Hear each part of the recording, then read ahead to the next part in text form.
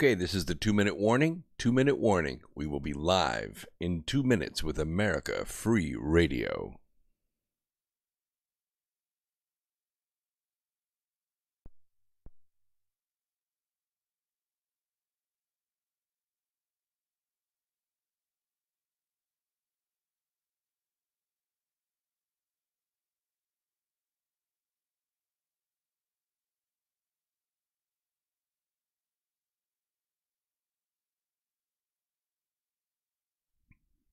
One-minute warning. 1-minute warning. We have 1 minute until America Free Radio is live.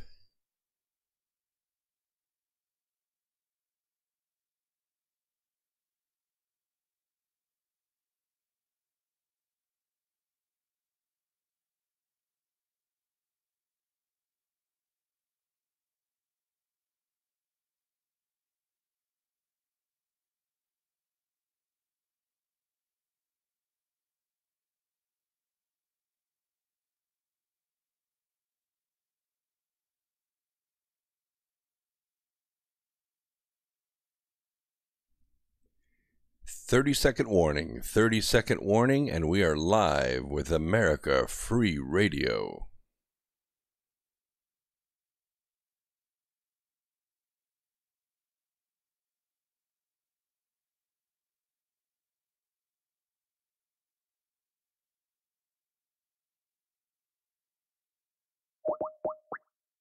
About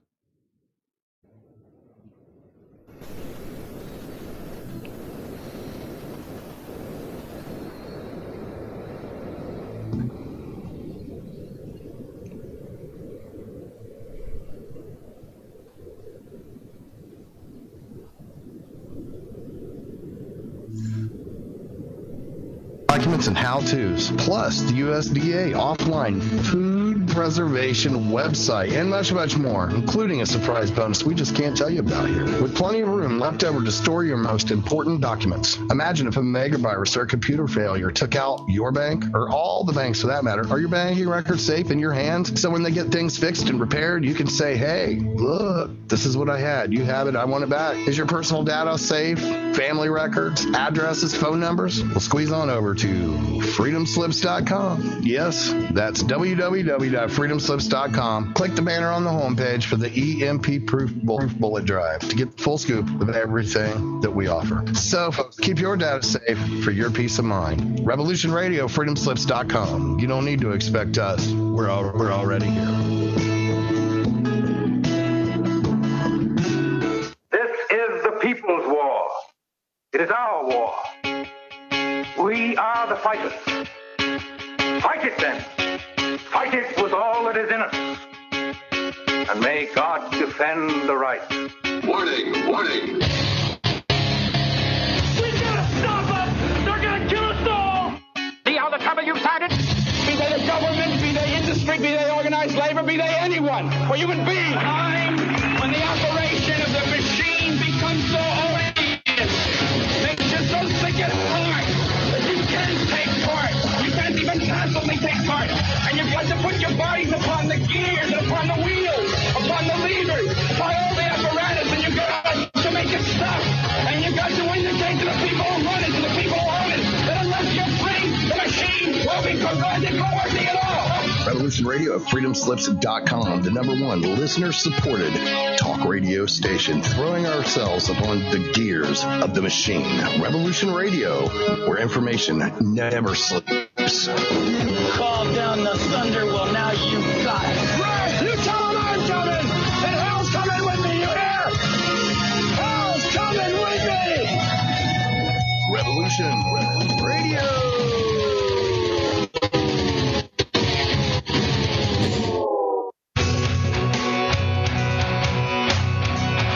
All right, thanks for listening while we took that short break here at Revolution Radio, freedomslips.com. And now we're going to get back to your host.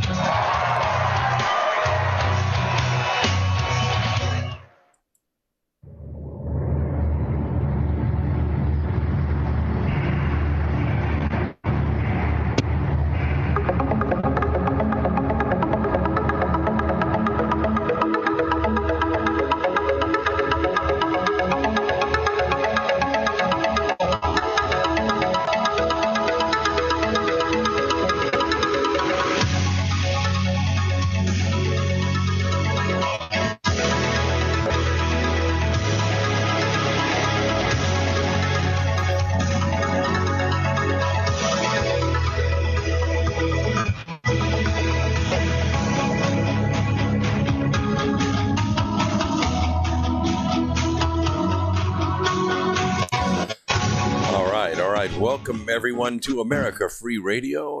My name is Brooks Agnew. I'm your host, coming to you live from an undisclosed location east of the Appalachian Mountains. Let's get started. All right. We are coming to you live tonight on the Revolution Radio Network on freedomslips.com. We are also live on YouTube. So if you want to go to YouTube Live at Brooks Agnew, youtube.com/Brooks Agnew. You can watch us live. And don't forget to subscribe. And when you subscribe, don't forget to turn on that little notification so you know when we're going to go live again. We'll let the room fill up. We got people coming in right now. Welcome, welcome, everyone. The chat is live as well. Welcome, Terry. Welcome. Let's see. Is it Danny? Okay. Welcome, Danny. I haven't seen you before. Welcome to the program. Okay, listen. Sunday night, I was talking about the Cold War and a recent incident that took place between a Russian bomber and two F-35 fighter jets near Japan. And I thought it was significant, and I didn't get a chance to finish the segment, so I want to start with that segment tonight because it's interesting to see where the Cold War leaves off and where the hot war begins. As of early 2013, Russia had only 16 Tu-160 strategic bombers. It now has 17. Seven of them underwent deep modernization. If the Tu-160M2 program succeeds, and if Russia procures 50 Tu-160M2 bombers by 2030, the way it plans, that will not only put Russia on par with the U.S., but it might put it ahead, and I'm going to explain why. All this depends on the progression of the U.S.'s B-21 development and modernization of its strategic bombers. But when I finish with this piece, you're going to see some weaponry put in place that may end up in the Space Force. A lot of you are asking me questions about that, so I thought I would give you some data to go with it, and I'll have some images to share with you as well. So the question came up on Sunday, how fast are the Tu-160M2s? Well, on November 3rd, which was about a little over a week ago, an unusual incident took place in the skies over the Japanese Sea when Russian Tu-160 supersonic bomber outran two U.S. F-35 fighter jets that tried to intercept the bomber performing a surveillance mission. According to the Russian newspaper Vzгляд, with reference to the Chinese edition Sina, wrote that the American fighters lost sight of the Russian Aerospace Force bomber who easily moved away from them. Now, I found that interesting, so I thought I'd do a little bit of research. The Tu-160 was performing a routine flight on the 3rd of November over the Japanese Sea when two F-35s approached, one on either side, intending to, escort him. At this point, the Russian bomber suddenly accelerated, triggering its afterburner and increasing its speed to Mach 2.05, writes the Chinese media. According to the publication, the two F-35 fighters also reacted, but a little bit too late.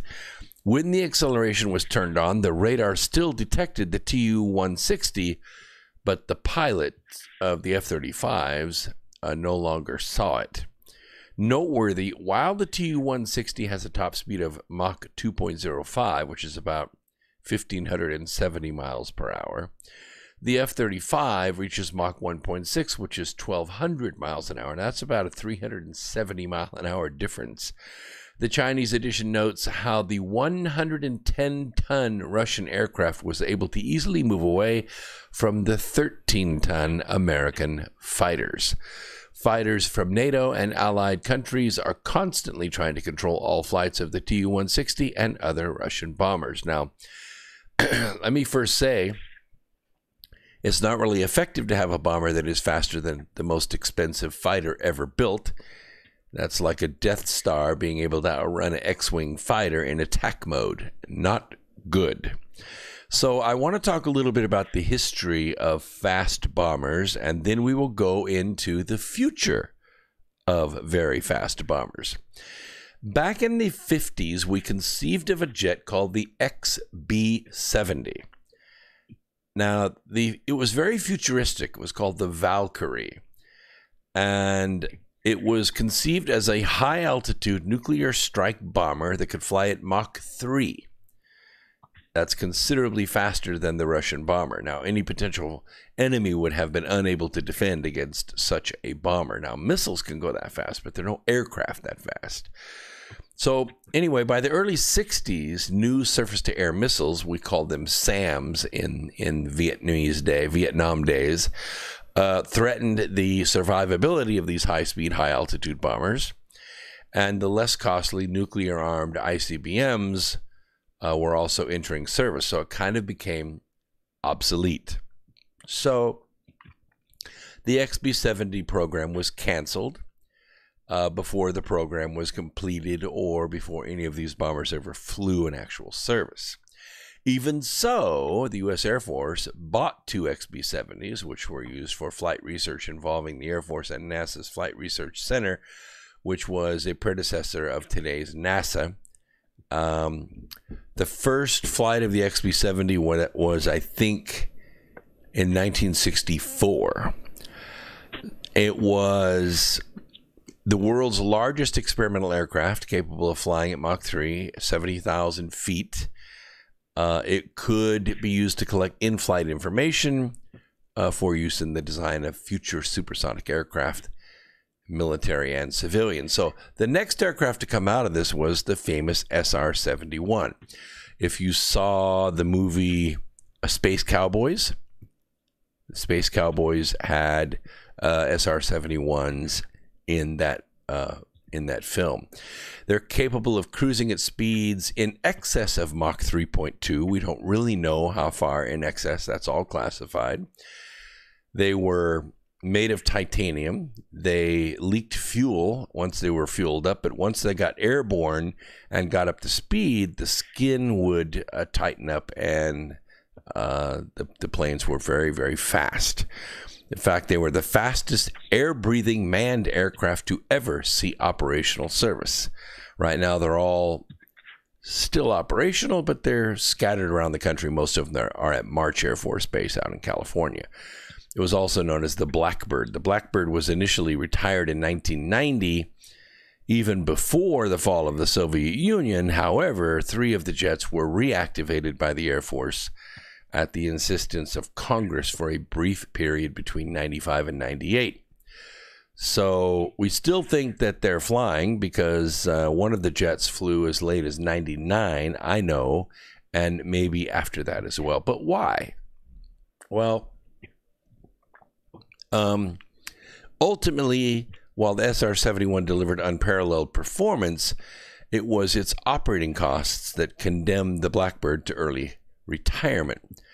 And that is not unlike other aircraft. We had the SA-10 Grumble. Let's see, it was the S-300 derivatives, the MiG-31 Foxhounds. In fact, the Air Force actively resisted congressional attempts to revive the program during the 1990s because of those very reasons. So the question always comes up, especially with the establishment of the Space Force. Do we have anything faster? I was talking with Dr. Stephen Greer one night, and I asked him the question, do we, that is to say humans, the United States, have aircraft that can make a left-hand turn at 10,000 miles an hour? And he said yes. Now, I haven't seen any proof of that, haven't seen any photos of that, but it's interesting to note that it's quite possible. But here's the thing about it. In order to make a left-hand turn at 10,000 miles an hour without splatting against the passenger side window as a red, greasy stain, you're going to have to change the rules of physics inside that craft. You're going to have to put it in some kind of its own unified field, its own gravitational rules. And as far as I know, we don't have that. But if you read the book Charm or Favor, I have in that book explained an aircraft called the X-37B. Now, this is a U.S. Air Force unmanned space plane. It has flown 5 clandestine missions to date, and it carries secret payloads on long-duration flights in Earth orbit. Yeah, up there. The robotic vehicle resembles the space shuttle, but it's much smaller. The X-37B is about 29 feet long. That's a little bit longer than my pickup truck outside. It is 9.5 feet on the tail and wingspan just less than 15 feet. And at launch, it weighs 11,000 pounds. Now, this is the interesting thing about the X-37B. Well, there are a couple of interesting things, but this is what will interest you. The payload bay. The payload bay, because the bay kind of opens up like the space shuttle and you can put things in it and then close the bay and then take it into space. It is only 7 feet long by 4 feet wide. It's about the size of a pickup truck bed. You can't even put a sheet of plywood in it at 7 feet long. Just what the X-37B carries in there, not clear. But I'm going to speculate for you because I think herein lies the confidence. Air Force officials generally comment only on the overall goals of the program, stressing that each payload is, quote, classified. The X-37B is a reusable robotic spacecraft. That is to say, it can be flown, steered, or moved around in orbit from Earth. There's no pilot inside the aircraft, so it doesn't have a life support system. So let's see here. It is boosted into space by a launch vehicle, then re-enters Earth's atmosphere and lands as a space plane, sort of like a brick with short wings.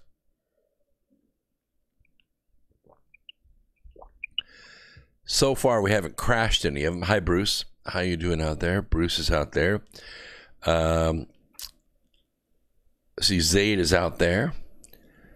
I will read your comments out there. And don't forget, down there at the little bottom, you see the little square with the $sign in it? That is the donate button. You can always take advantage of that during tonight's program. And we are live. This is live radio, and I don't have the ability for you to call in on this program, but I will after the first of the year. We are on the #1 listener-supported radio network, also known as Revolution Radio, and we are on the website freedomslips.com if you want to hear just the audio version. And, of course, you can always go to my YouTube page. If you're listening to the audio right now on the Revolution Radio Network, you can go to the YouTube and you can watch this live, and I will show you some images of some aircraft and some weapon systems that might make you feel a little bit more secure. The X-37B is a 120% scale derivative of the earlier Boeing X-40.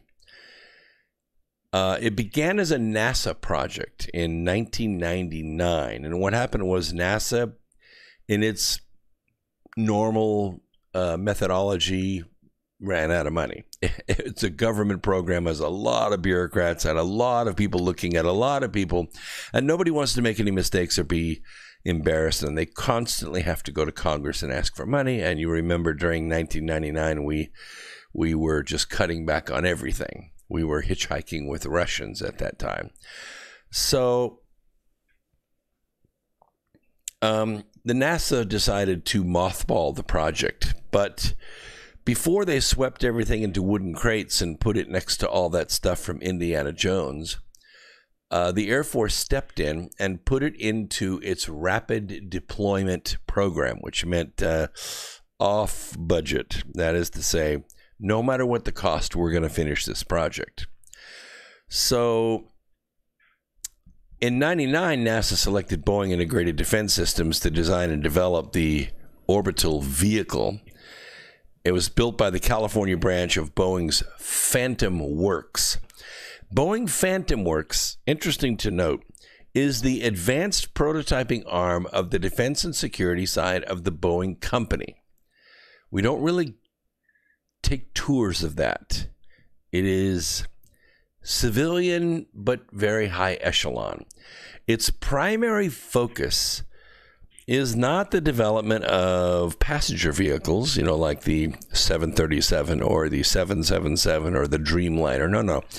Their primary focus is advanced military products and technologies, and many of them are very highly classified. Over a 4-year period, a total of $192 million was spent on the project, with NASA contributing $109 million, and the Air Force then stepped in with $16 million, much less bureaucratic, I might add, straight to the point, nuts and bolts. And Boeing kicked in $67 million, and some of the technology that they learned to do transfer to the civilian side. In late 2002, the project got another $301 million stuck in there for the Space Launch Initiative framework. Now, the X-37's aerodynamic design was derived, of course, from the larger Space Shuttle orbiter. So it has a very similar lift-to-drag ratio. We know what those profiles are. We needed to know what those profiles were because we didn't want to relearn everything. We used the lessons learned from the bigger brother, and we transferred it to the little sister. And that's how we know how to land this thing. We've never splatted one yet. So it has the same Mach numbers compared to DARPA's hypersonic technology vehicle. An early requirement for the spacecraft called for a total mission delta V of 7,000 miles an hour for orbital maneuvers. An early goal for the program was for the X-37 to rendezvous with satellites and perform repairs, but that has not happened. No. The X-37 was originally designed to be carried up into orbit in the space shuttle's cargo bay, but underwent redesign for launch on the Delta IVs or comparable rocket after it was determined that a shuttle flight would be not very economical. Couldn't get very much else in the cargo bay next to the X-37B. And since it was a military mission, there was no payback. So they decided, you know what, let's just put it on a candle and light it ourselves. So that's what we did. So the X-37 was transferred from NASA to DARPA in 2004. Therefore, the program became a classified project because, DARPA is the Defense Advanced Research Project Agency, and they have a budget of, well, we don't really know. We know it's somewhere north of $90 billion, but we don't really know. DARPA promoted the X-37B as part of the independent space policy that the United States Department of Defense has pursued since the Challenger disaster. Of course, it got bigger and bigger and more aggressive, and with President Trump in place now, it has become part of the Space Force. So the primary objective of the X-37B, it's twofold, actually. First, it needs to be reusable, which it is. The space technologies are very reliable, and all of these things have gone up and come back and landed perfectly. Like the space shuttle, the solar-powered X-37B space plane launches vertically with an aid of a rocket and cruises back to Earth for a runway landing. Of course, they're rather long missions. The first one was several months long, and it has gone as much as 700 days in orbit. But it's not the same orbit because it can change orbit altitudes from about 110 miles all the way out to 500 miles. That's way out there in the very large orbiting satellites, not all the way out to the geosynchronous satellites, which are 23,500 miles. But but it does orbit. It goes around the planet, we believe, because there are companies that track these things and do put the information onto sites like Heavens Above and a couple of apps on your phone. It goes around the Earth every 2 hours.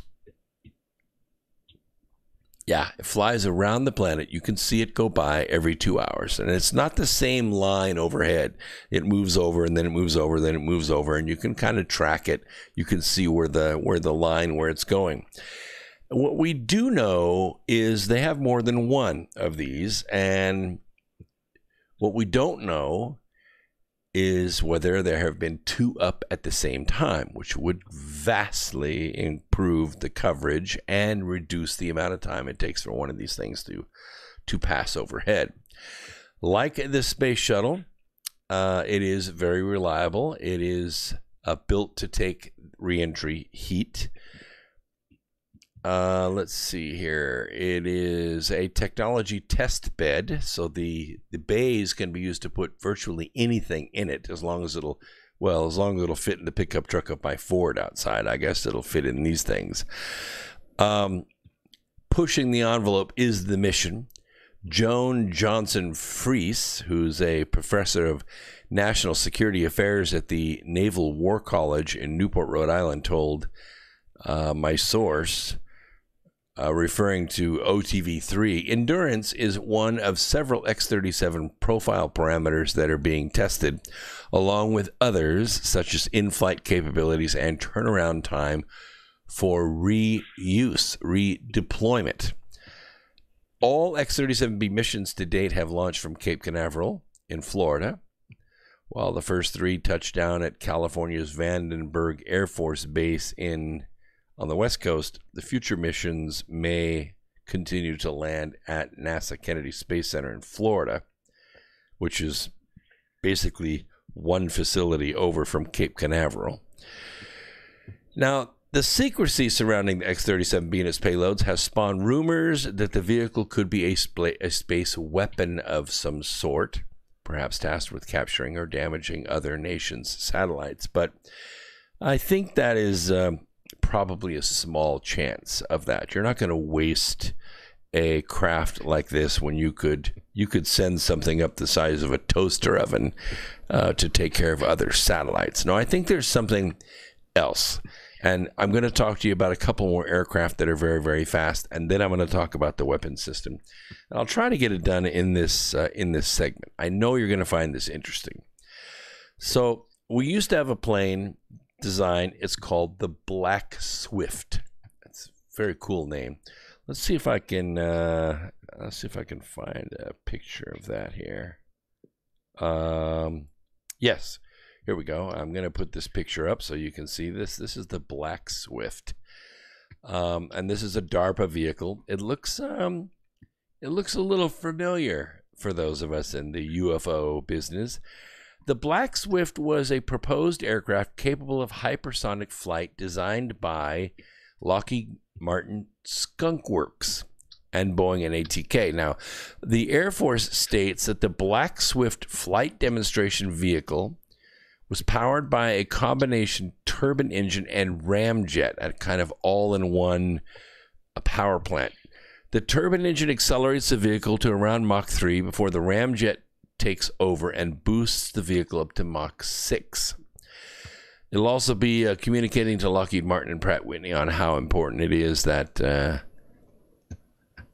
technical plan works as designed. The Falcon program has announced the hypersonic horizontal takeoff Black Swift is also launching the HTV-2 off the top of a rocket booster. Falcon seems to be converging from two directions on the ultimate goal of producing a hypersonic aircraft which can take off and land from a runway in the U.S. and be anywhere in the world in less than 2 hours. Anywhere in the world in less than 2 hours, all the way around the other side of the planet. Falcon is methodically proceeding toward a hypersonic cruise vehicle, and once we get to that level, then we have something that, much like the B-52s, when I was in the Air Force, at any given minute of any given day during the Cold War, we had a sortie of B-52s in flight. Nobody knew where they were. Only the pilot and the crew of those B-52s knew where they were, and they had to communicate with command and control on a regular basis. If that communication stopped for any reason, they went into what's called fail-safe. They opened their orders and they delivered their weapons. And this is how we maintained peace in the 70s. We assured one another's destruction. Sounds so sane, doesn't it? You wipe us out, we wipe you out, and you don't know where we are, and we don't know where you are, and that was détente. That was how we sort of had a standoff. Each of us had a dagger at the other nation's throat back in the old Soviet Union days. Well, in October of 2008, it was announced that the HTV-3, or the Black Swift, did not receive needed funding in the fiscal year 2009 defense budget and had been canceled by the Obama administration. The hypersonic cruise vehicle program will continue with reduced funding, and as far as we know, it has continued and may have actually flown. Now, we go back to the X-37B. No one really knows what's in the cargo bay, but I will tell you this. I'm about 99.9% confident that that bay has never been empty.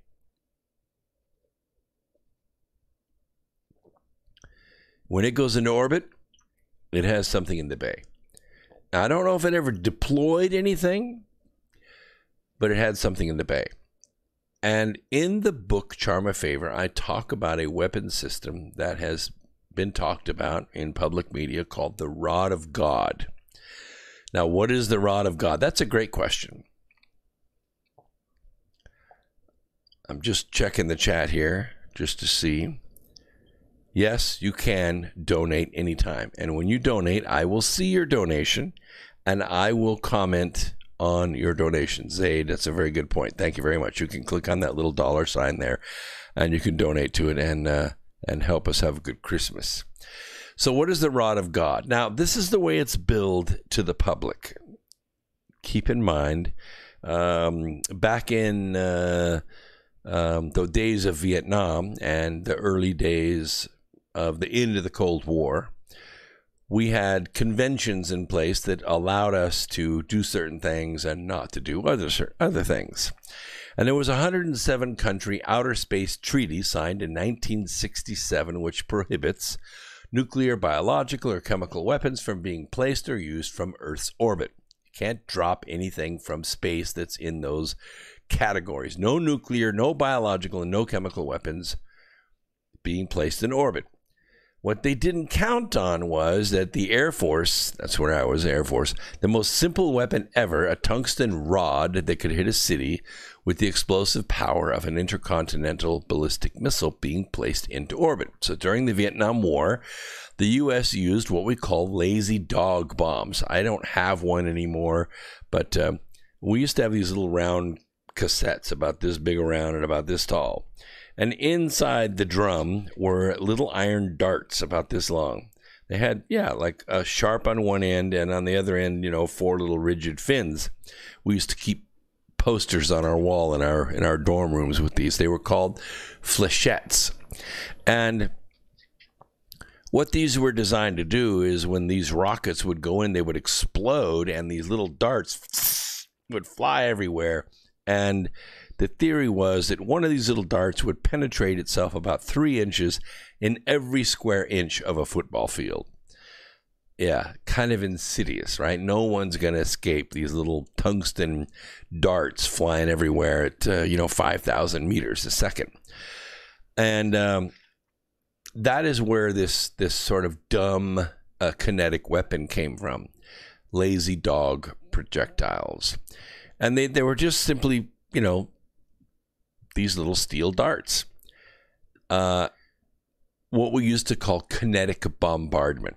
Not bombs, but something without explosive behind it that just flies through the air. And they could reach speeds of about 500 miles an hour, which is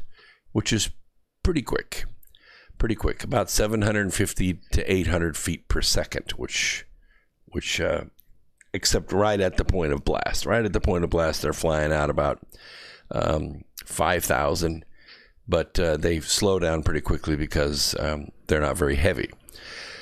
They could penetrate about 9 inches of concrete if they were dropped from 3,000 or 4,000 feet. We didn't usually drop them that high. They were kind of dropped at treetop level. The idea is like, shooting bullets at a target, except shooting with a shotgun instead of a rifle. That was the idea. So the space version of this became known as Project Thor for a good reason. Instead of hundreds of small projectiles this long, they decided, from a few hundred or a few thousand feet, Thor used large projectiles from a few thousand miles above Earth.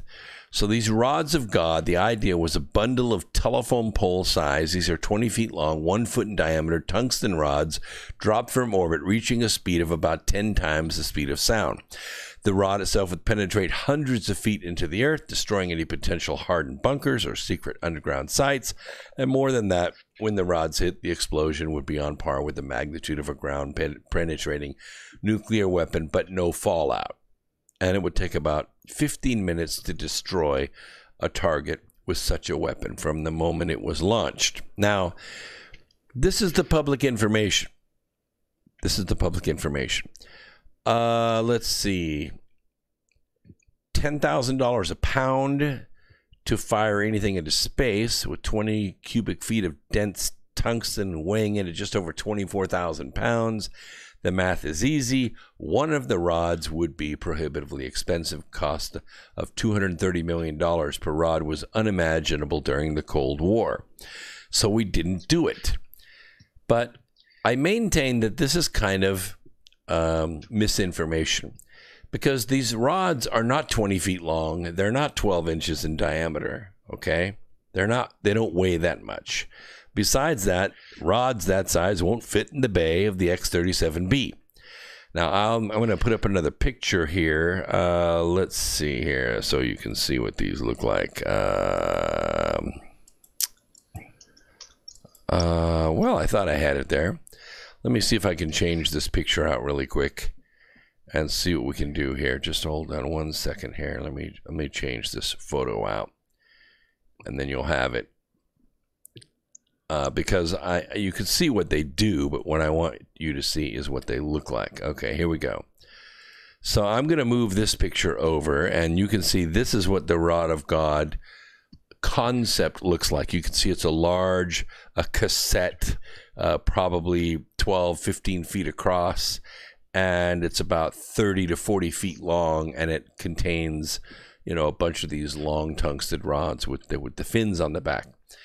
I think this is misinformation. This is not what we're picturing.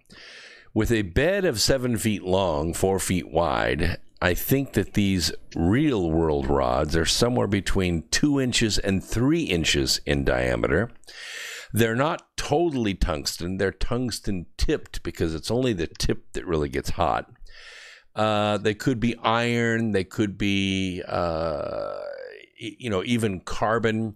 Dense carbon of some kind, like a diamond or industrial diamond, temperature resistant compound like that, and then it can be dropped from 200 to 300 miles up instead of several thousand miles or even 12,000 miles geosynchronous orbit, and that way they'd be much more formidable. And if they just dropped them straight out of the bay, then they actually could be pinpointed right onto a target. All you need is some smart fin steering technology or fin warping technology to zero that thing in right on its target. There would be no candle lit, so there would be no indication that the thing is on the way. They'd have a very, very low profile, so it'd be very hard to pick it up on radar.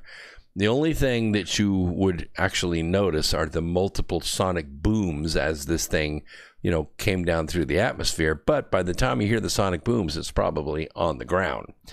So I maintain that this may be what the weapon system is that's put into the bay of the X-37B.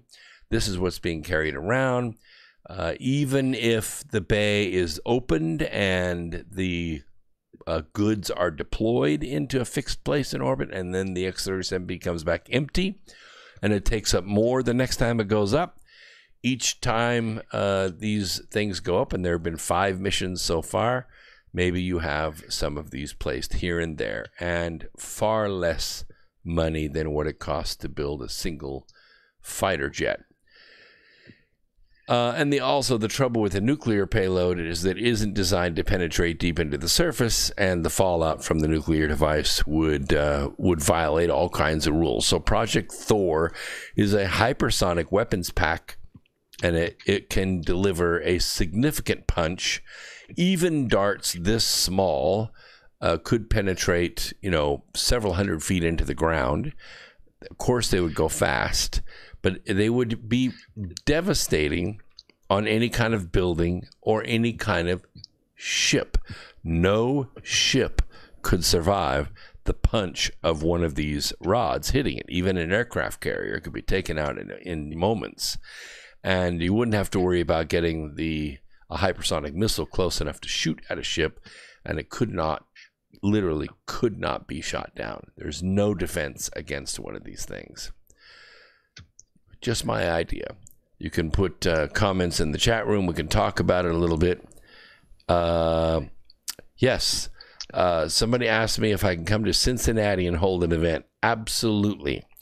If you go to my website, which is brooksagnew.com, very easy, just brooksagnew.com, slide over to the Success Mentoring link. Success Mentoring link. Click on that.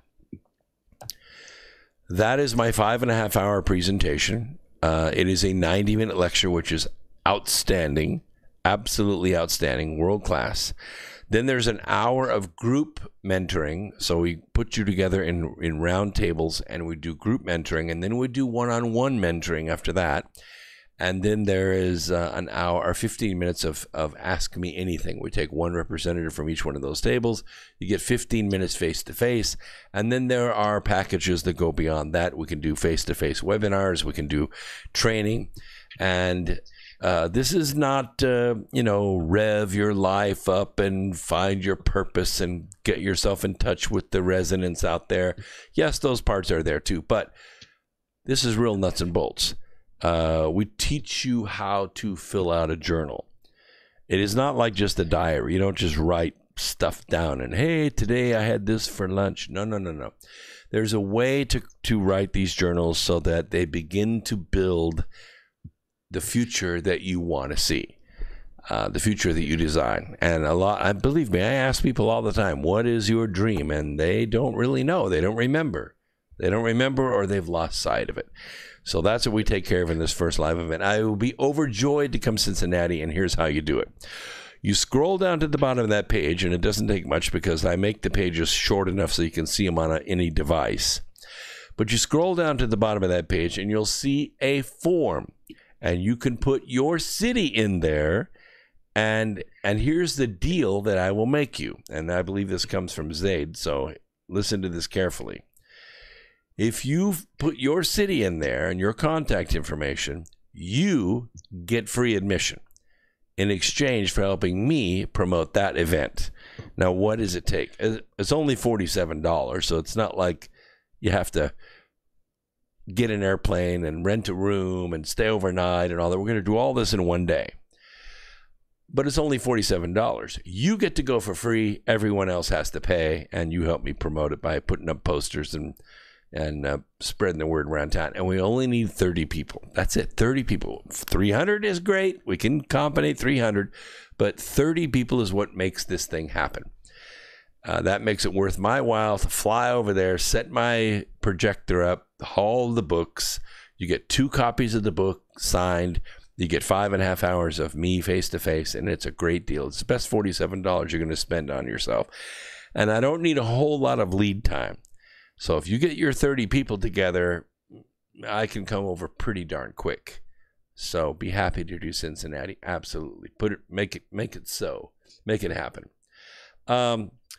Also, I wanted to let you know that Christmas is on us, and this is the book that starts it all. This is the book called Birth, Two Earths, One Race for Time. It's not a big, thick book, but it is a white-knuckle ride. This is a big screen movie right here. This is the first of 3 in the trilogy. A lot of people call it the Birth Journey. And this is the book that starts it. So you can find this on Amazon or Barnes & Noble in Kindle or paperback. And if you buy either version of it, you get the audiobook for free. So if you're not a great reader, don't worry about it. I read it for you. It makes an awesome Christmas gift. All my books are that way. Alienated Nation. We also have Charm of Favor, which is in and out of the bestseller list. It's usually in the top 100. Right now, I think it's in the top 200.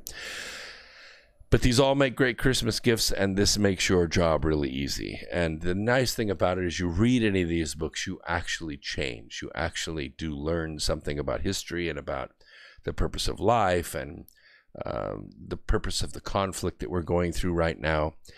And in the next hour, yes, we're going to cover season 4 of the Impeachment Show, which is ongoing right now.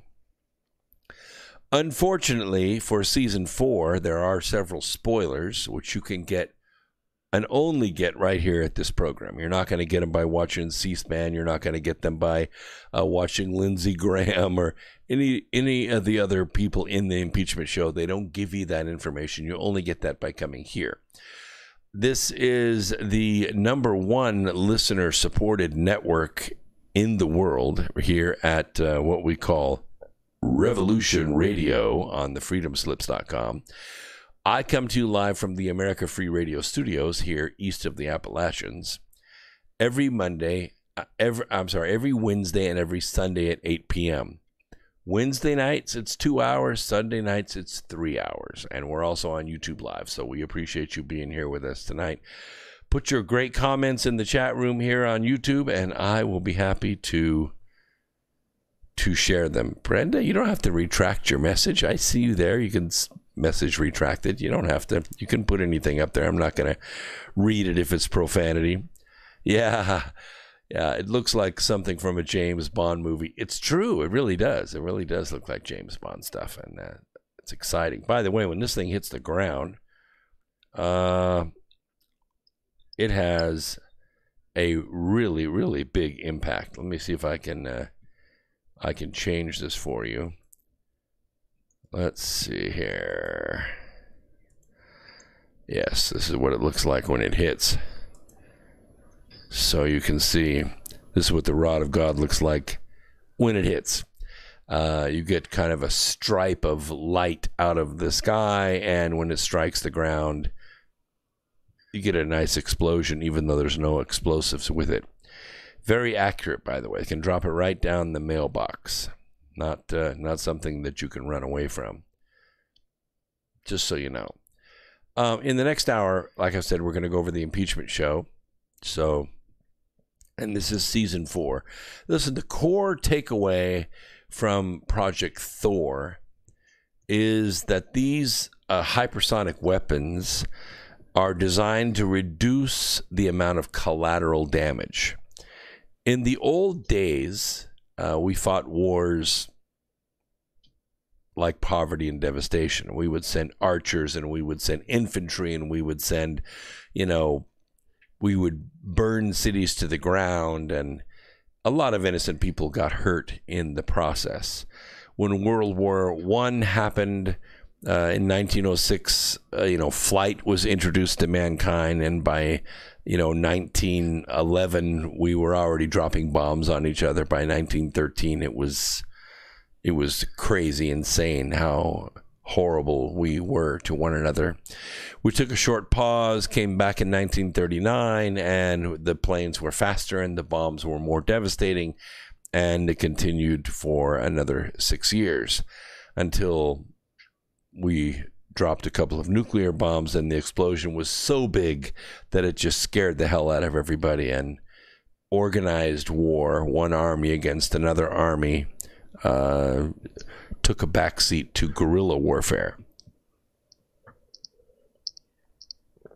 Guerrilla warfare was a lot more shooting from behind trees and less collateral damage, but certainly there still was collateral damage. And then in 1991, we started a new way of fighting with precision weapons, and we got even less collateral damage.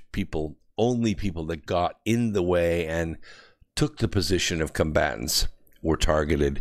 Still had collateral damage, and the weapons have gotten better and better until now it's only the bad guys. And if we just need to blow up one single car in a busy street, that's what we do. And it's as lethal as we can make it, but as tight as we can make it.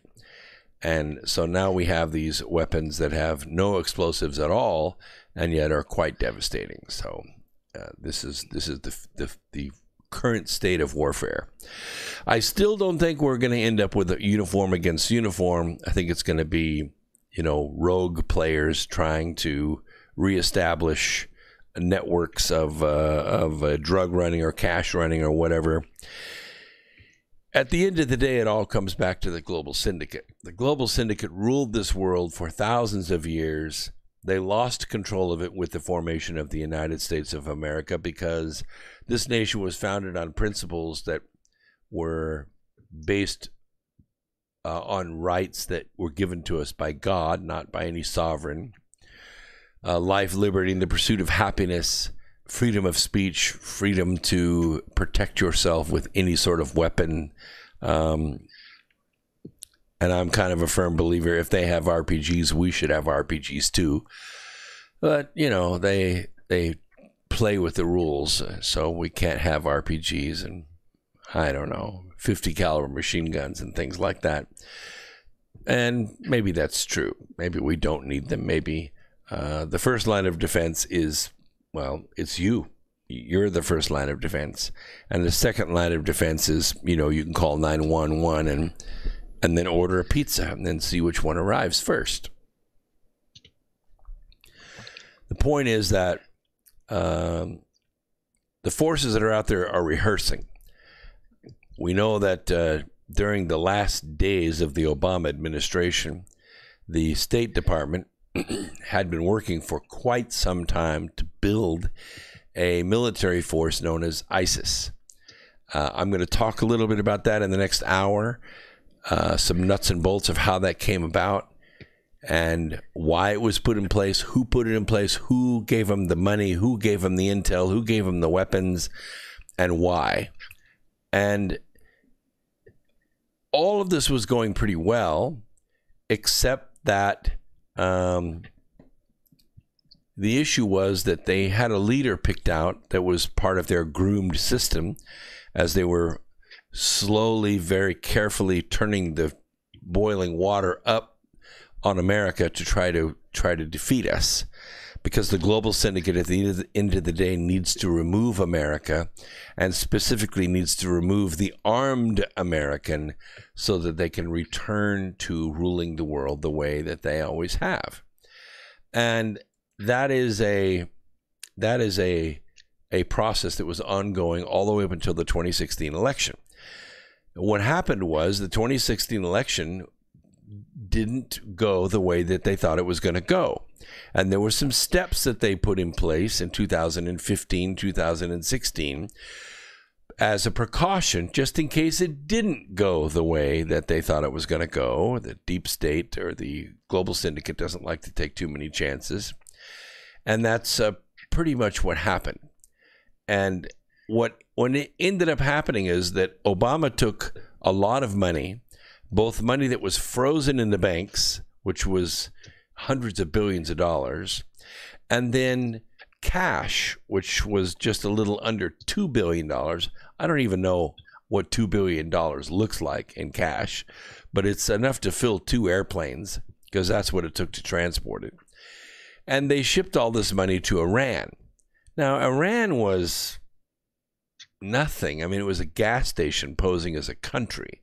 It had a lot of people and smart people, but the regime itself was very primitive, and it was It was primitivizing the country as well. It was imposing itself on a smart, brilliant, energetic, and modern people, and crushed their spirit. And this a month, actually, there are military maneuvers going on in the water, naval maneuvers going on, and guess who's involved? Well, Russia, of course, but now they're being joined by China, and they're being joined by Iran. So you got China, Iran, and Russia practicing together. What are they practicing? Well, they're practicing to kill us. They're practicing to go to war against us. That's not very smart. Not very smart at all. The Russians don't want to fight us. The Iranians darn sure don't want to fight us. And the Chinese have never fought anybody outside their own country and won. I mean, they fought people, but they get beat all the time. They're really good with artificial intelligence, but once they send their army outside their borders to fight or conquer another people, it just doesn't work out too well for them. It never has for thousands of years. So we have this situation where the global syndicate wants to take control of the world again. Yes, genocide by fluoridated water, of course, genocide by really bad entertainment. I mean, when's the last time you really saw a good movie? Gosh, just like the end of the world here.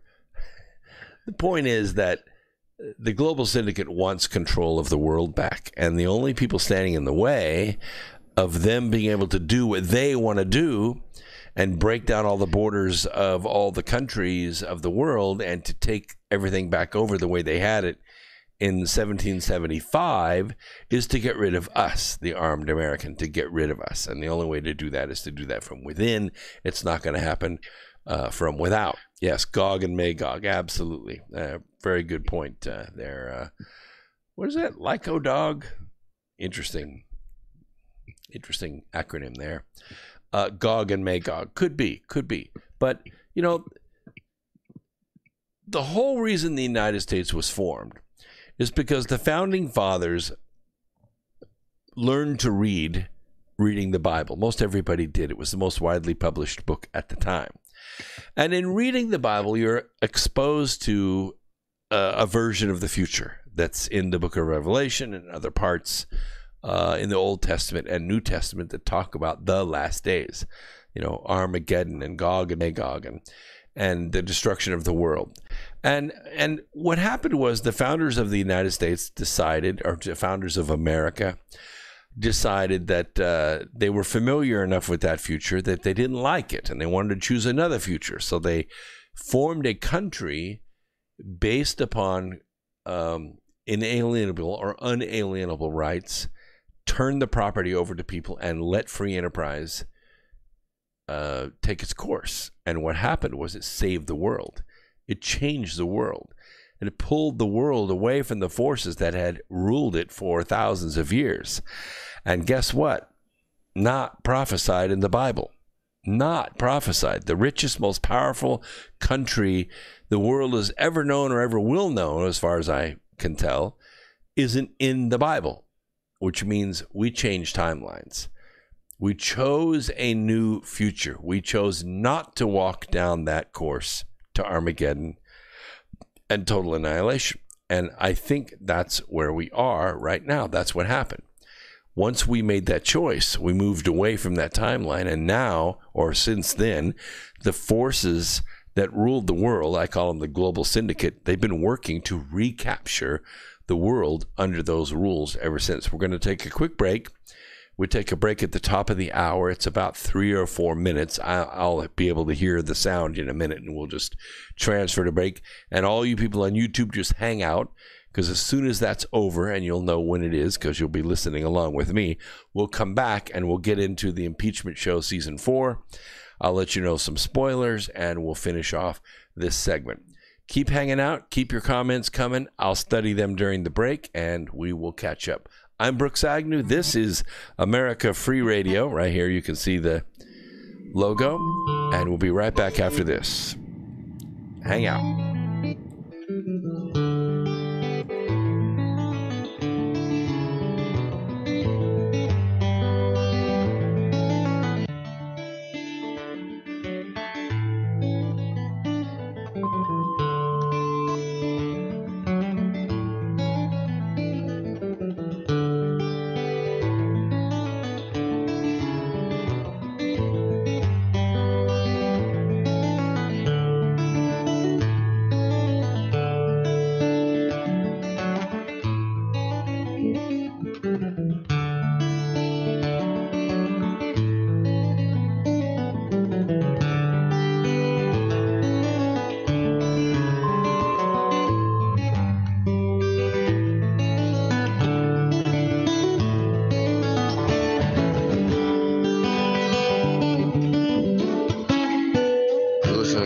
Radio at freedomslips.com. We'll be right back after this message.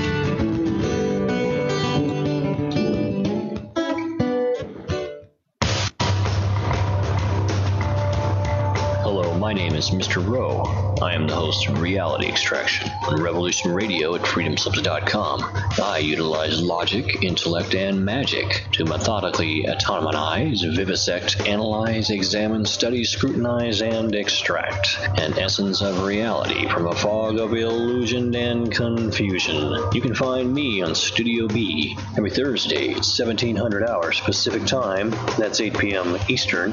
No topic taboo, no subject too strange. I strive to take a neutral standpoint during the dissection of the topic at hand. That's Reality Extraction with Mr. Rowe on Revolution Radio.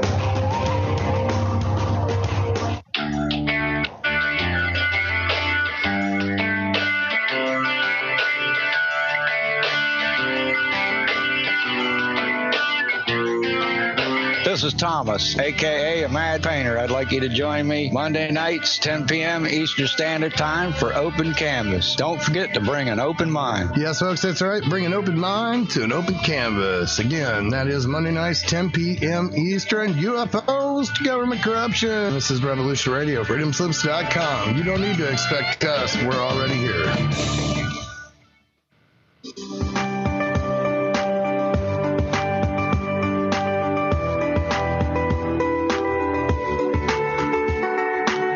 Transcending time and space, let us take you to the place inside your mind where thoughts divide and mysteries unwind.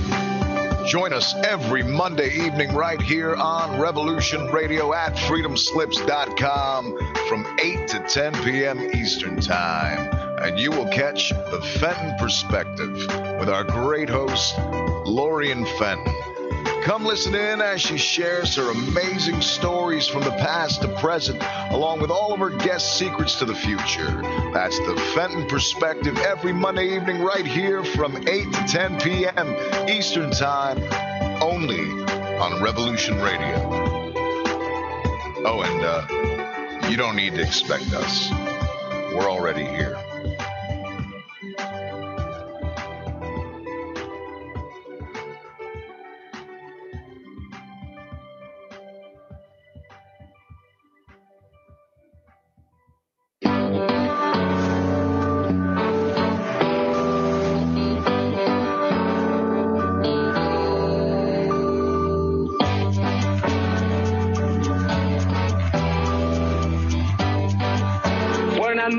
Syndicalist commune. We take it in turns to act as a sort of executive officer for the week. Yes. But all the decisions of that officer have to be ratified at a special bi-weekly meeting. Yes, I see. By a simple majority in the case of purely internal affairs. Be quiet. But by a 2/3 majority in the case of more... Be quiet. I order you to be quiet. Look, you stupid bastard, you've got no arms left. Yes, I have. Look! It's just a flesh wound. I don't believe I've seen such a display of courage, skill, nerve, grace, and stupidity. I'll do you for that. Oh, what? Come here. What are you going to do, bleed on me? I'm invincible. You're a loony. The Black Knight always triumphs. Roundtable Live, Monday through Friday, 1 a.m. till 4 a.m. Eastern Time. Bring your mind, bring your ideas, bring your voice. King Arthur had nothing on us here at Revolution Radio, freedomslips.com.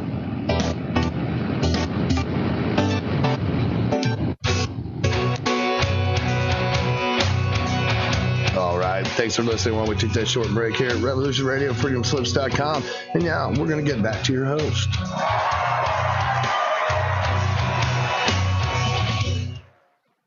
All right, welcome back to X Squared Radio. We will resume this discussion now. I have a couple things I want to talk about. Let me see here if I can get back to my main screen.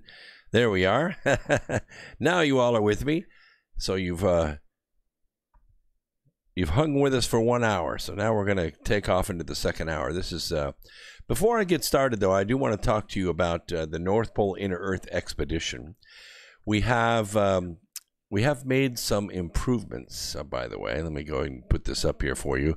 The North Pole Inner Earth Expedition. Many of you are familiar with this. It's been around for a number of years. We make progress on it, and then we don't. So recently, we've added members to the team to try to take this expedition to the next level. You can access the website going to npiee.com. That stands for North Pole Inner Earth Expedition.com. There is a place to sign up right there on the front. You can join the Hollow Earth fan club, and we'll keep you posted with regular newsletters. We're getting ready to launch a TV channel, and the reason is it's no longer just me. We have decided to add to the team. I know you know who this guy is right here. This is Brad Olson. He's the great intrepid explorer. He is a travel writer and recently got back from 26 days in the Antarctic researching myths, which have to do with things like the hollow planet and other whistleblower ideas. He is currently touring the country and talking about this. We are going to be in Sedona, Arizona, March 28th, and we're going to be talking about this. So if you're in that area, you can come and join us and see our joint presentation. Brad and I, and Laura Eisenhower will be there, and Anthony Collins and Suzanne Ross, and we're going to take some tours around Sedona. You'll really enjoy it if you want to make your way out there. Next week and the following weeks, I'll post some more information so you'll know how to sign up for it. It's going to be easy to do, easy to get to, and you can be part of it. But we also want you to be part of this expedition. We're going to be taking about 100 scientists with us, 25 filmmakers, camera people, sound people, so that we can film all these scientists as we try to measure the areas surrounding the ocean off the coast of Ellesmere Island. This, we believe, is where there may be an opening between our ocean and an ocean on the inside of the planet. We don't know how big the opening is. We know the ocean there is about 4,400 meters deep. That's pretty deep. And we have to invent and design some new and build some new technology to be able to take samples off the bottom, which we will also film, and you'll be able to see all of that. It's going to be affordable. This is how we're going to pay for the expedition. It'll be anywhere from $10 to, if you want to go with us, substantially more than that, but you can find out all about it by going to npiee.com. This is where we're going to be. And this is where we want you to follow up with us. So let's get back to what we were talking about, because I want to now get into the Impeachment Show, season 4. There are some impacts that are going on right now. We understand that prior to having all the facts, prior to having all the information, the global syndicate ordered the Democrat Party to make formal their intention to impeach President Trump. They need 218 votes to do this. We expect that they will announce this vote sometime in the next week. They have no choice, because they've already obligated themselves to doing it. If they get 218 votes, then President Trump will actually be impeached. Then it will have to go to the Senate to see if they remove him. It will take 2/3 of the Senate to remove him. I don't think there's anybody that believes that the Senate has or can muster 2/3 to remove President Trump. And as long as he behaves himself decently in the next few months, then I don't think that's going to happen. And I don't think that trial would take that long anyway. There's also some efforts by the leadership of the Senate Judiciary Committee, namely Lindsey Graham, to make very short work of this. And there's some caution that needs to be taken here. And I have described that to you already on this program. The caution is that it only takes 51 senators to change the Senate rules. Every single court has rules. And once you know the rules of the court, you can do things that the lawyers cannot defend against. And so in order to change those rules, it only takes 51 senators. Well, one of the things that they would do, I think, in my opinion, is to make the vote secret. They would do this, of course, to protect themselves from retribution from 80 million Americans who don't want President Trump removed from office. They support President Trump and they like the job that he's doing. But 80 million Americans is inconsequential when you're talking about 51 senators. The 51 senators are made up of 48 Democrats and 3 Republicans that would vote with those Democrats to form 51. Once they have those 51, then they would change the rules. And the 4 rules that they would add, I would think, rule number 1 is going to be President Trump is the one that's on trial and no one else shall be on trial. So we're not going to, try to see who else did it, because we're only talking about abuse of presidential power and we're talking about obstruction of Congress. That wasn't done by anybody else, so nobody else is going to be involved. Rule number 2 will be that no elected official can be called as a witness in the trial. Rule number 3 is that no presidential candidate or the family members or staff of any presidential candidate can be called as a witness, because that will be seen as tampering with the 2020 election. And rule number 4 is no foreign diplomat of any country or their staff can be called as a witness, because that would be seen as foreign meddling in the 2020 election. Once those 4 rules are in place, you pretty much see where the president's defense would lie. It would just lie in the good graces of the Senate, which is exactly where they want it to lie. Now, let's suppose that they get the 218 votes, they impeach the president, and the Senate does not remove him. That impeachment stays on the president. Now we have another issue. And the issue is that we have a multi-trillion-dollar media empire out there, 6 major media moguls that own everything. They own Google, they own Twitter, they own Facebook, they own ABC, NBC, CBS, they own Fox, they own all the forms of media except, of course, America Free Radio. They don't own us. They don't own us. But, tonight we only have 37 people watching live. 37 people might be enough to stay, the revolution, but hear me out. This multi-trillion-dollar empire is standing by with its considerable force of news actors and its unmitigating staff of screenwriters, and they're going to be hammering every single senator, every single governor, every single state legislature to remove President Trump's name from the ballot. They will simply say, we cannot have an impeached president on the ballot. We've never had that before. This is a constitutional crisis, and we just cannot have that. We cannot have an impeached president running for election. Well, legally you can, of course, but we're not talking about legally. We're talking about the media empire streaming that 24 hours a day, 7 days a week from all channels, all hours of the day. Eventually, you're going to create a resonant message that people are just going to get sick and tired of hearing.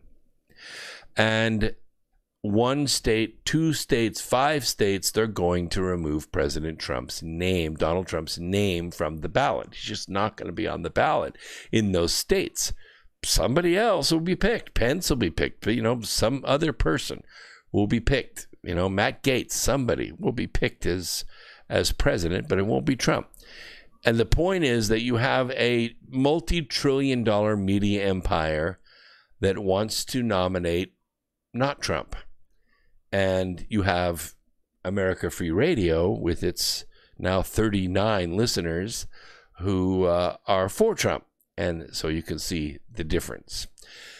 And that's where it'll go. Now, let's suppose that they don't get the 218 votes. Well, here's the spoiler. They have a process that's called censuring. Now, a lot of people don't know what that means. That doesn't mean, that you can no longer speak. No, that's what they do to this program when they remove broadcasts off of YouTube. That's called censoring. This is censuring. It's only been done once to a president, only once. It's been done a lot of times to congressmen, a lot of time to senators, to governors, but it's never been done, except for one time, to a president. In 1833, the Senate clashed with President Andrew Jackson in a fight over the survival of the Bank of the United States. Andrew Jackson campaigned. His campaign slogan was Jackson and no bank. This is what it was about. This is, post-War of 1812. After months of debate and recriminations in an unprecedented and never repeated tactic, the United States Senate censured the president on March 28, 1834. 2 years earlier, President Jackson had vetoed an act to recharter the Bank of the United States. This was the central bank. Jackson didn't believe in it, didn't want it, thought it was unstable, thought it put the entire United States at the mercy of the central bank, which it did, and which it does. The Federal Reserve. We didn't have the Federal Reserve yet, so this was it. This was Hamilton's dream. Now, the bank's charter gave the Secretary of the Treasury the power to remove federal deposits out of the bank, but required him to report his reasons for such actions to Congress. Jackson instructed the Treasury Secretary, which in those days his name was William J. Duane, to remove the deposits out of the central bank. But Mr. Duane refused to do it. And so on September 23rd, Jackson fired him. You're out. You're gone. And he replaced him with the during the recess appointment of Attorney General Roger Taney. Now, Taney shared Jackson's stance on the central bank, and he carried out the order. He removed the federal deposits to a number of state banks. He spread the money out and submitted his reasons to Congress in December of that year. When the new Congress convened in December of 1833, Clay's anti-administration coalition in the Senate held an 8-vote majority over Jackson's Democrats. Clay was determined to challenge Jackson on the bank. Jackson had read a message to his cabinet in September explaining his reason regarding the federal deposits, and later had it published in the Washington Globe, the mouthpiece of his administration. Clay's first move was to introduce a resolution requesting a copy of that message, arguing that it ought to be submitted as an official document, which it was, and that when Jackson refused to provide it, Clay escalated the conflict. On December 26th, the day after Christmas, Clay introduced a 2-part resolution. The first part stated that in firing Duane and installing Taney to remove the public's deposits from the central bank, Jackson had assumed the exercise of a power over the Treasury of the United States not granted him by the Constitution and laws. The second part asserting that's what we call abuse of power these days. The second part, asserting Congress's role in overseeing the handling of the nation's deposits, stated that Taney's explanation for the move was unsatisfactory and insufficient. So they debated for 10 weeks. Now, this wasn't televised, fortunately, or there would have been a war, another one. And the Senate voted 26-20 to adopt a revised resolution which stated that the president, in the late executive proceeding, in relation to the public revenue, has assumed upon himself authority and power not conferred by the Constitution and laws, but in derogation of both, effectively censuring the president. Jackson responded with a lengthy protest denying the validity of the Senate's action. In another unprecedented move, the Senate responded by refusing to print the president's message in its journal. Well, there was a pissing match for 3 years. Missouri Democrat Thomas Hart Benton campaigned to expunge the censure resolution from the Senate Journal. And guess what? January 1837, having regained the majority, the Democrats removed the record from the, now it wasn't a simple Control-Alt-Delete. They didn't have that in those days. It was just all handwritten stuff. So with a very boisterous ceremony, everybody all gathered around. No, there were no cameras or any of that, but it was a big ceremony. The handwritten 1834 journal was borne into the mob chamber and placed on the secretary's table. The secretary took out his manual word processor, which we call today a pen. He took out a pen on the actual record that held the censure. He drew a box around it, black lines around it, on the censure where the text was recorded, and he wrote the word expunged by order of the Senate. And the chamber erupted in Democrat jubilation, and a messenger was dispatched to display the expunging pen to Jackson, who was dressed in the deep black of a mourner. And Henry Clay lamented the Senate is no longer a place for any decent man. Now, let's just take a quick 5,000-foot view of what's going on in the Impeachment Show Season 4.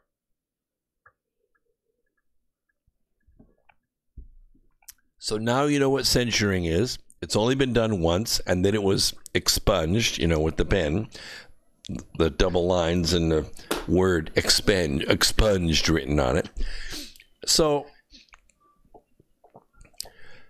we have this test of wills going on between Nancy Pelosi and 20 radical Democrats.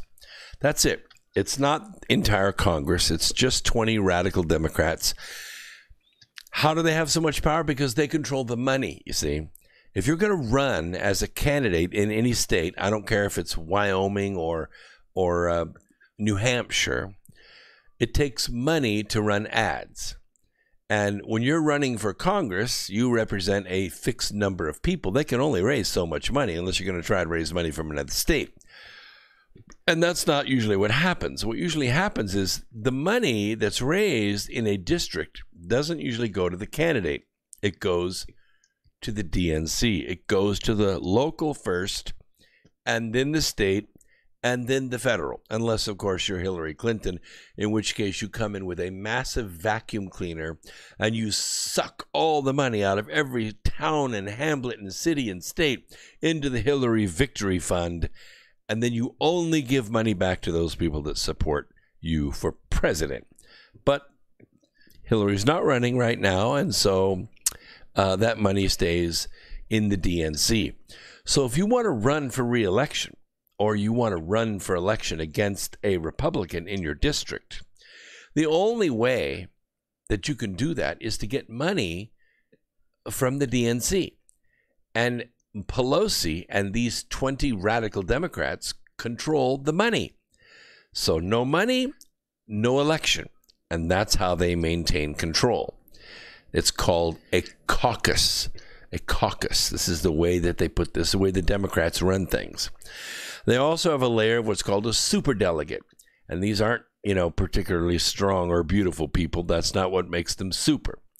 What makes them super is that they have paid their dues. They have held big offices. They've been either a former congressman, or they've been a governor, or they've, had some kind of tenure in a government agency as a Democrat. You've paid your dues. And so you become a superdelegate. What does a superdelegate know? Why, they know what's best for the party. They know what's best for the party. They're not going to let some stupid voters decide who the nominee is going to be. They don't know nothing. The superdelegates, they know what's best for the party. And once they put those in place in 1968, guess what? No more riots. No more, 12 candidates splitting up the vote amongst them. The superdelegates keep everything on the up and up, so to speak, except that they can be bribed and usually are.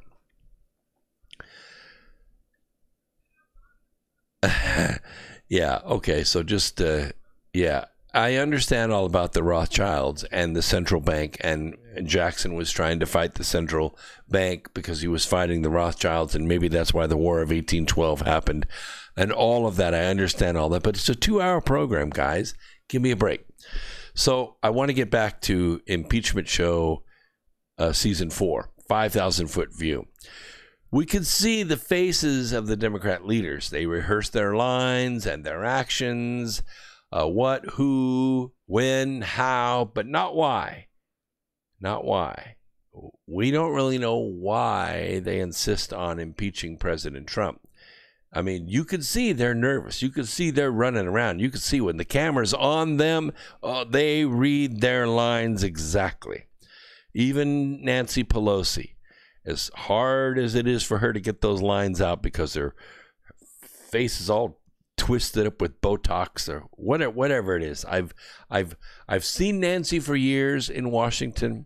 She always runs around like that. She's always kind of, flying from one place to another with 2 or 3 staffers in tow. She's always done that in Washington. She's kind of a, you meet those people in your company. We call them the key masters. You have the little lockbox over on the side of their desk, and they have the keys to all the storerooms and, rooms that are locked around the plant. And they have the key. They have the key around their neck, or they have the key in their drawer. So if you say, hey, I need to get into storeroom, X 231, you have to go to the key master and get a key. And then she'll say, like, okay, so what do you want it for? Because I have things in that room, I'll go with you and I'll open it. Well, that's Nancy. Nancy's like the key master. Nancy's like, don't nothing move around here but what I don't move to the union. That's the way Nancy is. And she's always been kind of nervous like that. And it's kind of scary like that because wheels are always turning politically for Nancy. She always wants to know what is in it for her, what is the exposure, what is it you're really trying to do with this, why do you need that information, and then maybe she'll decide you don't need that information and you don't get it. Well, but lately she's been particularly nervous, and even after she reads her lines and leaves the microphone like no questions, somebody will say, But madam, why do you hate Donald Trump? And she just can't resist. She just can't resist. As soon as she hears that word, she has to turn around and come back and say, listen, don't mess with me. Don't use the word hate and my name in the same sentence. I am a devout Catholic. And here goes, she's off script. And you could see it's coming apart. Now, 10 years ago, she could hold that part pretty well.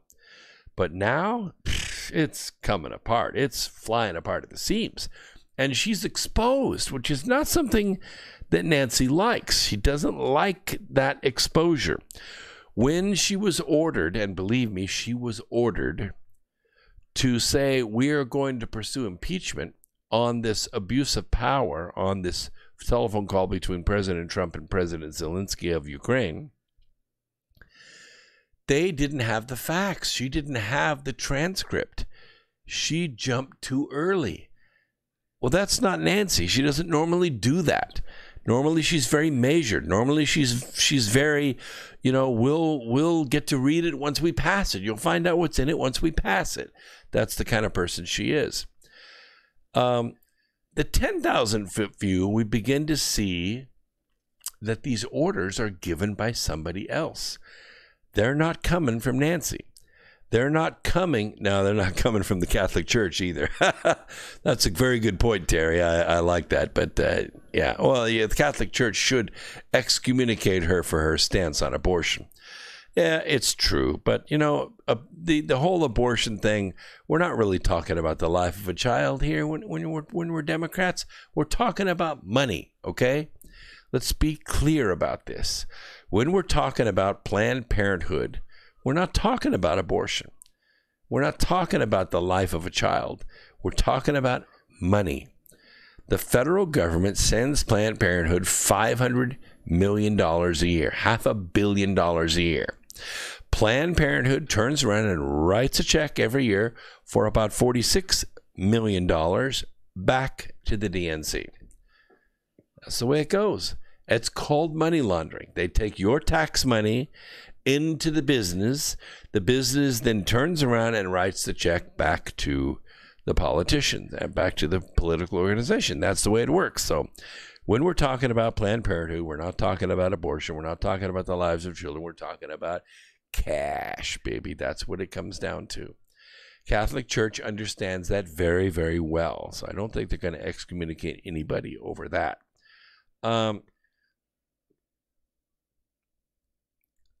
All right, keep the comments going in the chat room. Let's get to it. The Global Syndicate. The FBI's Counterintelligence Division Assistant Director E.W. Bill Priestap considered whether the FBI should conduct defensive briefings for the Trump campaign to warn the campaign of Russian interference in the 2016 election. But guess what they decided? They decided that providing such briefings created the risk that if somebody on the campaign was engaged with the Russians, he or she would seek to cover up those activities. And so they decided not to warn the Trump campaign. The FBI's Crossfire Hurricane team tasked to investigate the Trump campaign sought help from Foreign Intelligence Agency, also a big no-no, but they had to do it because it was illegal for U.S. intelligence agencies to do this. The DOJ and the FBI policy did not require the FBI to consult with any DOJ official. The FBI wanted a Foreign Intelligence Surveillance Act, that's the FISA warrants that we're talking about, and they had to have a way to do it, so they created the dossier with DNC money, and Hillary Clinton spearheaded it herself against her political opponent. And they used foreign intelligence in the UK through Christopher Steele to create this document. They call it a dossier, but really that's French for a load of crap. And that's how it all began. So it looks like DNC money was used to collude with a foreign government to overthrow the 2016 election, or to tilt the 2016 election. The Crossfire Hurricane team failed to inform the DOJ or the FISA officials where this thing came from, who paid for it, and the fact that it was completely unverified. Now, if you're a judge and somebody comes into your courtroom and says, "Yes, I'd like to get a warrant to go investigate Fritz over here," the judge is going to say, "Oh, and what evidence do you have? Why do you want to investigate Fritz?" And you got to give some reason for this warrant. We just don't give warrants to go, search because it's a violation of the 4th and 10th Amendments. You cannot. Citizens are protected against illegal search and seizure, and surveilling somebody is a search and a seizure of information. Well, if you use this rag, this fabricated document to get that warrant, you might fool the judge, and it looks like they did once, but You can't fool the judge a second time, a third time, and a fourth time. Eventually, the judge is going to find out you brought false information into his court to pull a warrant. Now, normally what happens is the judge will issue an order immediately. You get your butt back in my court and you explain to me why you gave me false information to issue this warrant. I'm going to pull the warrant and I'm going to put you in jail for bringing false information into my court. None of the FISA judges did that. None of the FISA judges moved to protect the court against fraud. This is a big, big issue. It means that the FISA court probably needs to be revised. In my opinion, the FISA court may actually serve some purpose when you're talking about foreign intelligence surveillance, but not when you're talking about surveillance of Americans. That part needs to be brought more in line with the Constitution. So the FBI knowingly did this, and the officials that were involved in that are currently on the bubble, I think. Some of them have already been fired, but they have not been prosecuted, and we would like to see a day of justice when it comes to that. So what happened today is Lindsey Graham made this statement. Yes, I'm going to get to that. America is kind of a British colony, but we've gone way beyond that because we're not really talking about Britain anymore, okay? We are talking about, Dana, this is a really good point. Dana in the chat room says, America is a British colony. The American Revolution was a sleight of legal hand. All signatories to the 1783 Treaty of Paris were loyal to and took oaths to the bar. Right. That's exactly right. I believe that's true. But what we're talking about here is America is not a colony of what was known as the British Empire, because that has changed. The global syndicate now has expanded beyond that. The global syndicate has consumed Britain. And I went there this summer, and I can tell you every place, every business, every bar, every hotel, every restaurant, every single business we went to in 3 countries are controlled by Muslims. It's all been taken over by the global syndicate. The global syndicate may be operating out of Brussels. It may be operating out of the Netherlands. It's hard to tell where it's coming from. It's kind of centralized but unknowable. So Lindsey Graham says today, if you believe some of the headlines about the Horowitz report, that the FBI conducted a lawful investigation with a few irregularities, you've clearly not read it. He said, what has been described as a few irregularities becomes a massive criminal conspiracy over time to defraud the FISA court, to illegally surveil an American citizen, namely Donald Trump, and to keep an operation open against the sitting president of the United States, violating every norm known to the rule of law. I go on. Trump's time will come and go, but I hope we understand that what happened here can never happen again, because what happened here is not a few irregularities. What happened here is the system failed. No, Senator. What happened was the system was gamed. The system was cheated on purpose by a very, very powerful entity, and they split hairs, and they blatantly violated the law on an oath of death. And I will explain what I mean in a minute. People at the highest level of our government took the law into their own hands. And when I say defraud the FISA court, I mean it. To your team, you were able to uncover and discover abuse of power I never believed would actually exist in 2019. This is what he's telling Inspector General Michael Horowitz. Graham also said if a Democrat were president, the headline from the IG would be, the FBI takes law into its own hands. Biased agents cut corners, he said, lied to the court, ignored exoneration. So the first thing I want to know is how the cake is baked here. And my goal is to make sure that the people, when this is over, whether you like Trump, hate Trump, don't care about Trump, you look at this as more than a few irregularities.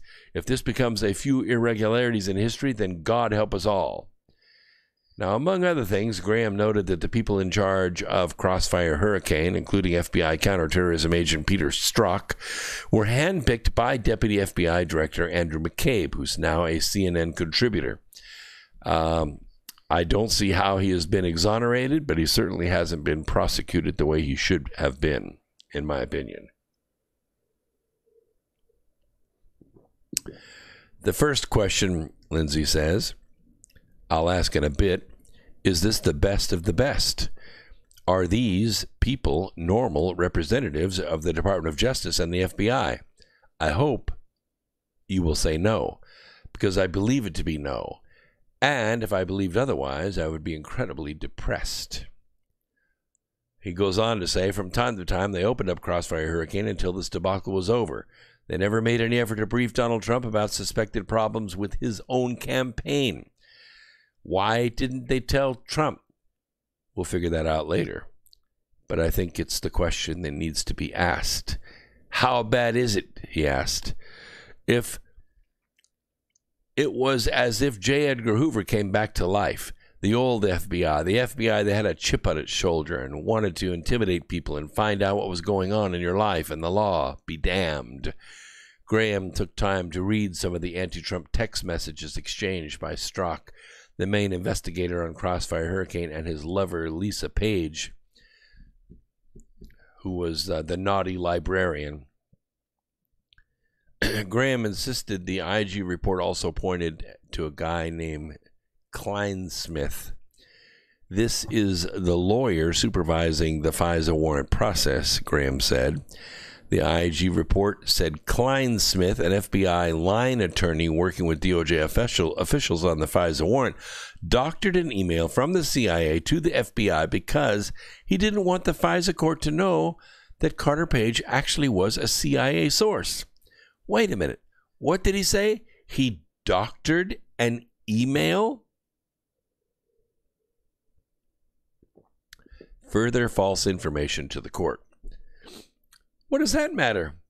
Because if the court had known, then there's a lawful reason for Mr. Page to be talking to the Russian guy. He wasn't working against his country. He was working with his country, which undercuts the idea he's a foreign agent. That's why Kleinsmith lied, because he didn't want to stop this investigation. Well, when I talk about how bad this really is, we're not talking about just a test of wills. We're not talking about a few emails, a few text messages. We're talking about defrauding the court in order to change an election that you don't like. Now, the thing you have to understand here is that the CIA is emerging as a domestic political party. Yes, it is. There are a lot of CIA agents and former CIA agents who are running for and winning office. I don't mean this in a conspiratorial sense, although it definitely has those kinds of implications. And I don't mean it literally, a CIA party, but hear me out. Although there are 3 former CIA employees in Congress, and there's a 4th running, and they're all over state offices, the CIA does not resemble the Democrat or Republican parties. In practice, the U.S. intelligence community, led by former officials, is developing into an organized political faction. And they are. And they work for this global syndicate. Let's just call it the intelligence party. Remember these 17 intelligence agencies? Yes, it could be agencies, departments, bureaus, and administrations, but let's just call it the intelligence party. Why not? And like other factions at home and abroad, this faction is seeking to gain public support and influence the 2020 presidential election to advance its institutional and political interests. What are those interests? For Trump World, the October 30 event embodied the dreaded deep state in action.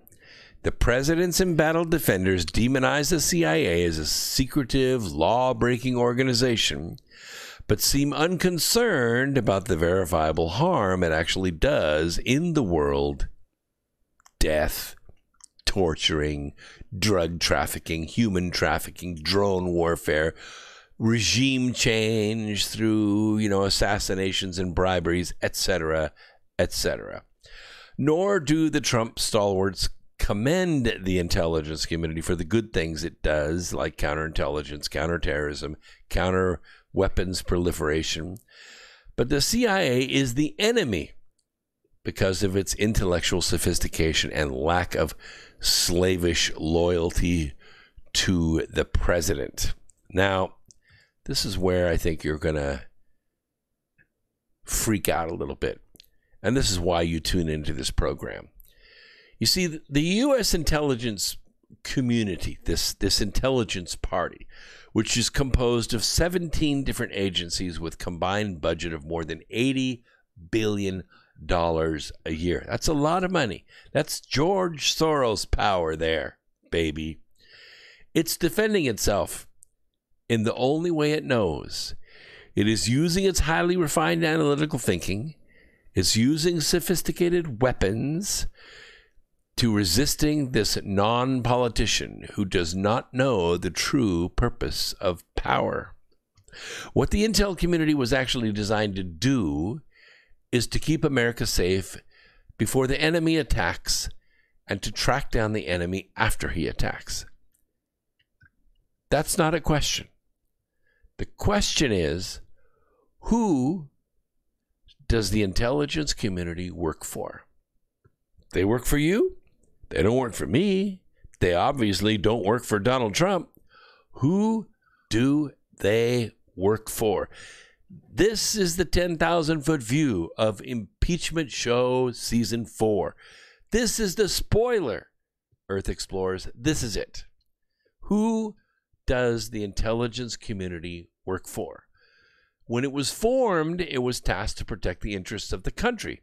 But that's ambiguous. We don't know what that means. It actually means to defend the Constitution against all enemies, foreign and domestic, like the rest of us, right? No, it doesn't.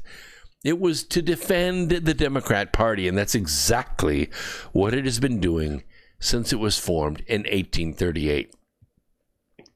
The biggest threat to the party was and is Donald Trump. Why? Why? Because the party itself had become the very plutocracy the founding fathers had feared. And it had weapons, very powerful weapons. And these weapons were getting people killed. At the end of the Obama administration, and with the possibility of a Trump win emerging from the fog of political war, there were too many loose ends. Many of these loose ends existed on the Russian side of the fence. Remember, hundreds of millions of dollars had already flowed into the Clinton crime syndicate since the death of Ambassador Chris Stevens and the looting of Libya. Here's a short list of the Russians with whom John Brennan's femme fatale was working for Obama. Russia's ambassador to Sudan, dead in Khartoum. That's the 7th Russian diplomat to have died. You probably remember Russia's ambassador to Turkey, Andrei Karlov, assassinated in Ankara. On the same day, another Russian diplomat, Peter Polshakov, was shot dead in his Moscow apartment. The gun was found under the bathroom sink. Russia's ambassador to the United Nations, Vitaly Churkin, died in New York. He was rushed to the hospital from his office at Russia's UN mission. Initial reports said he suffered a heart attack. Not very likely. Russian consul in Athens, Greece, Andrei Malanin, was found dead in his apartment. Greek police officials said there was no evidence of a break-in, but Malanin lived on a heavily guarded street.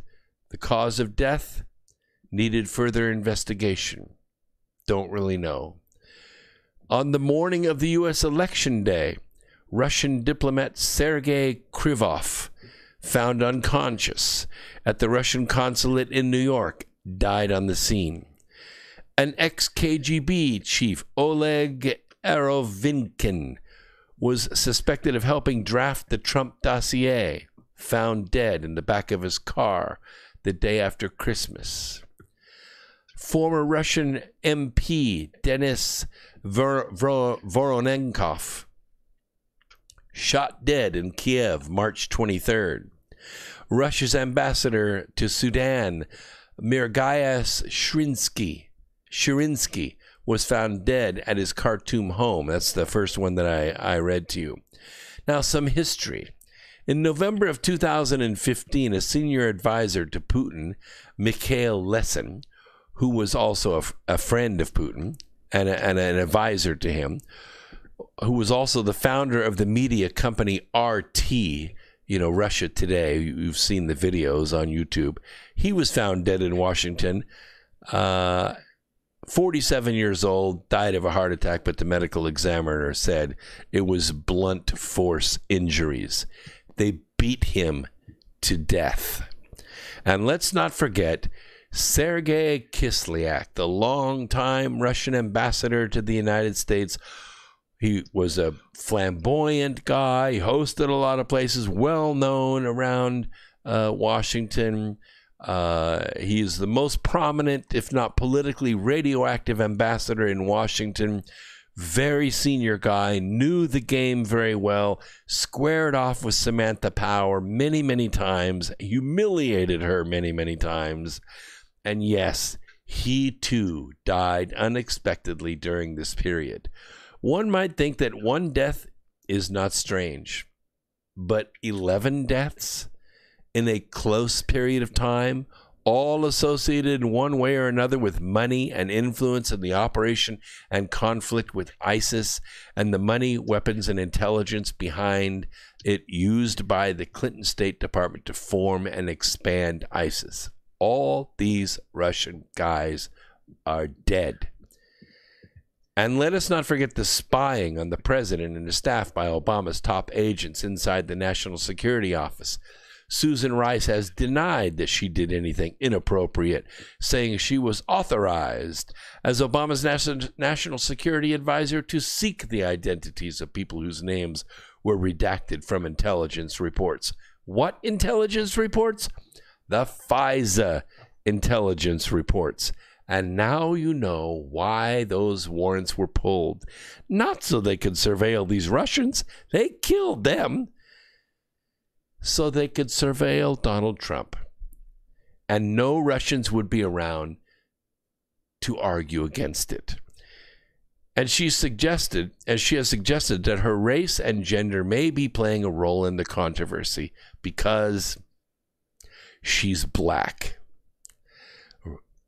Susan Rice's spokeswoman, Erin Pelton, said Susan Rice is cooperating with House and Senate Intelligence Committees as she had said she would. Oh, really?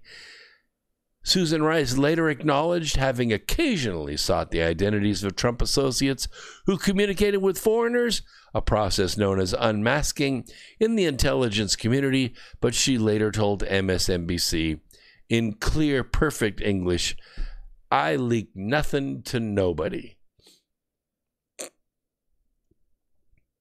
And I leak nothing to nobody."